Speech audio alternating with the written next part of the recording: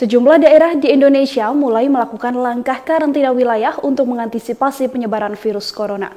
Terkait rencana tersebut, Menko Polhukam Mahfud MD menjelaskan bahwa karantina wilayah ini mengadaptasi konsep lockdown yang dilakukan Belanda. Nantinya jika penerapan karantina wilayah dilakukan, maka masyarakat akan tetap bisa beraktivitas namun secara terbatas. Dikutip dari tribunnews.com, Mahfud MD menjelaskan bahwa konsep karantina wilayah akan dibahas Selasa 31 Maret 2020 mendatang. Dijelaskan Mahfud MD, nantinya saat karantina wilayah, toko obat, pasar tradisional, dan juga supermarket tetap dapat beroperasi dengan penjagaan ketat. Mahfud MD mengungkapkan penerapan karantina wilayah tersebut akan diajukan pemerintah daerah. Menurutnya, PP yang dirancang akan diterapkan bagi daerah yang ingin melakukan karantina wilayah. Mahfud MD juga mengatakan pemerintah daerah sendiri yang akan menentukan sejauh apa pembatasan yang dilakukan di wilayahnya. Mahfud MD juga menjelaskan bahwa DKI Jakarta turut meminta karantina wilayah. Pemerintah DKI Jakarta telah mengirimkan surat pada Presiden Joko Widodo tertanggal 28 Maret 2020.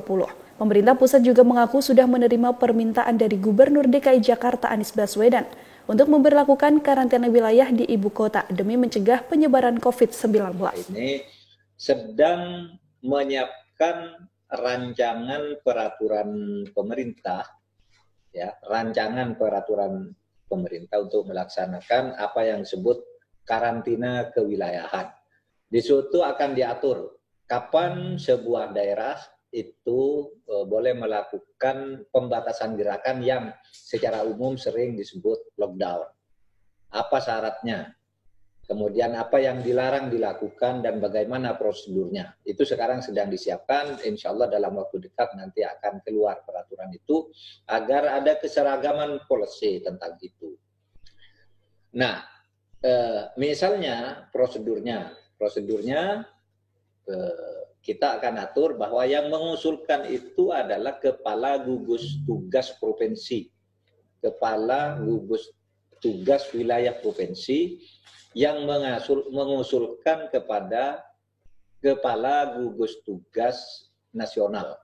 Ya, seumpama terjadi karantina wilayah nanti, tentu saja tidak boleh ada penutupan jalur lalu lintas terhadap mobil atau kapal yang membawa bahan pokok. Jadi mobil yang membawa bahan pokok, sembako, dan lain-lain, kapal juga dari luar daerah ke daerah lain yang membawa bahan pokok, itu tidak boleh ditutup aksesnya untuk masuk ke sebuah daerah, karena itu menyangkut kebutuhan pokok.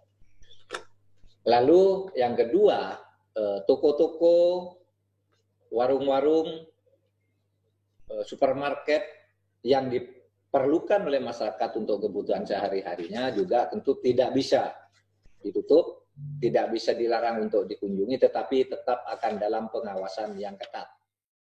Demikian Tribunnews Update, nantikan berita terbaru lainnya hanya di tribunnews.com. Terima kasih sudah nonton, jangan lupa like, subscribe, dan share ya.